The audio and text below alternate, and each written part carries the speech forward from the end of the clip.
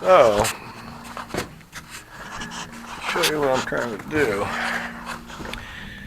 This kind of is high across the middle, so it's not actually laying flat.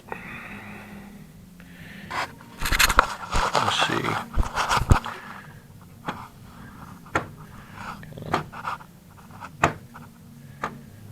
A little high in the center. So I'm going to sand across right in the middle here. Hopefully that'll get it close enough. Then I took down these insides here, because I'm making the walls below them a little wider than the door. And I made this door width, so it needs to be wider than the door. And this little piece fits on the top of the door. It's a little long here, not by much, but you can see it's a little too tall.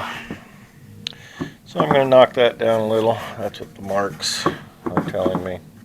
Width-wise, it should be fine.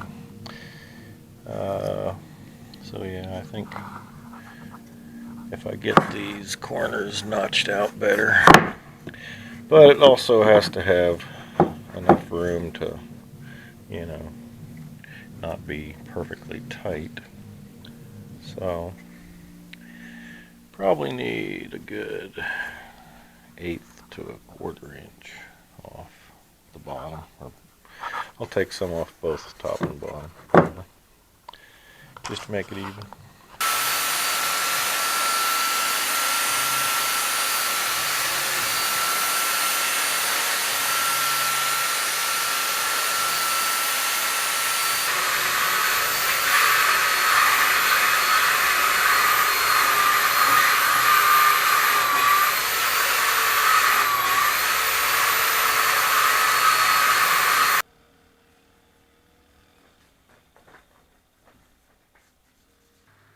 So I'm basically just trimming all these puzzle pieces, trying to get them all to actually fit properly, and getting close.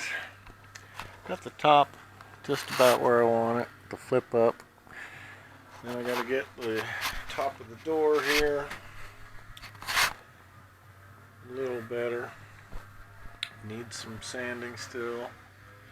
These bottom pieces all need a little bit of sanding to make them fit nice and snug. Got a epoxy on these back panels. Fixed the little gappy spot here that I haven't epoxied yet. Do all that at once.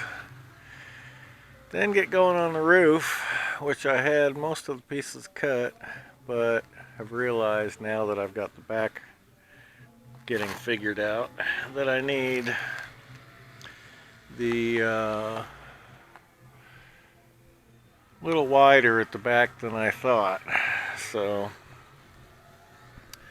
gotta cut some extra pieces longer. Get her all screwed together. Put some ply on that. Need some more plywood. And then I should be real close to time for fiberglassing. So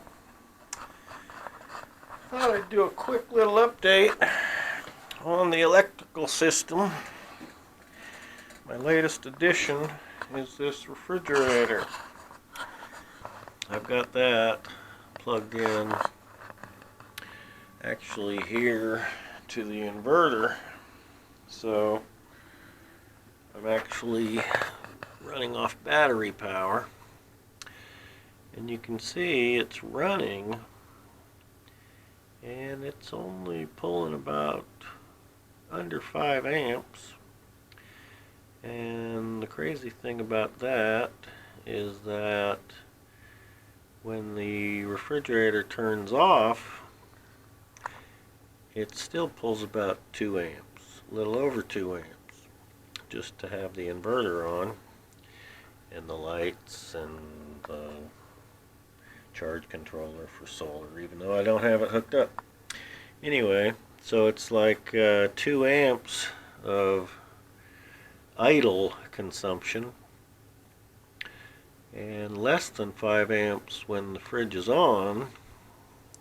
So in my calculations, whoop, that was interesting. By my calculations, that's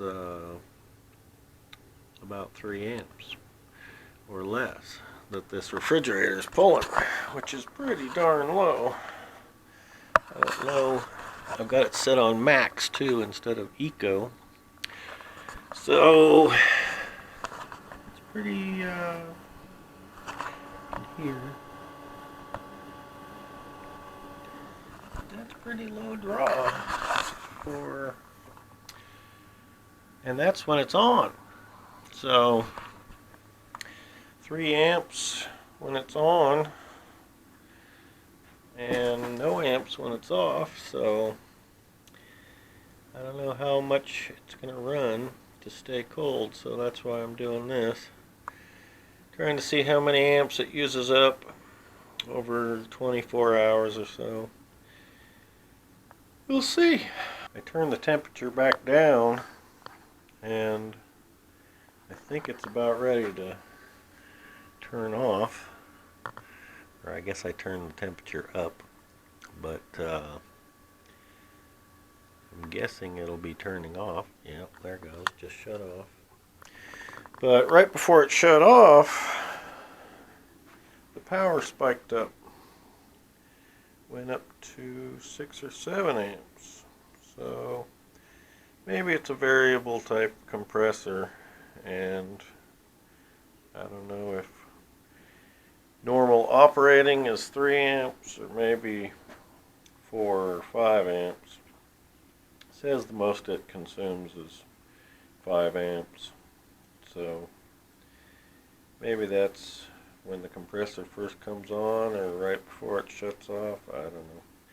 I don't know exactly how it works, but I thought it was interesting. The amps went up before it shut off. Anyway, that's it. So the next day, been about 18 hours. It has used almost 50 amp hours in 18 hours, which to my calculations is right around 3 amps an hour, something like that. It's saying 17 degrees because my jug of water is 32, right about at freezing. So yeah, it's a pretty decent little cooler for such low draw. But right now, 2 amps is the draw. See, and that's the other thing. 2 amps constant. And by my calculation, I've only used 3 amps total over the last 18 hours. 3 amp hours. 3 amps per hour over the last 18 hours. So, or less than that. So on average, I think the refrigerator itself is only using 1, maybe 2 at the most amps per hour. It's pretty darn good. And that's with inverter losses. Since I'm plugging it in to the inverter, so it's going from 12 volts into the inverter, converting to AC. Then I've got the refrigerator AC wall doodad converter going back to 12 volts. 14.2 volts actually. But either way, it's got to be a lot of loss just from all the conversion. So I think it uses very little power, which is pretty cool. That's good to know. Later.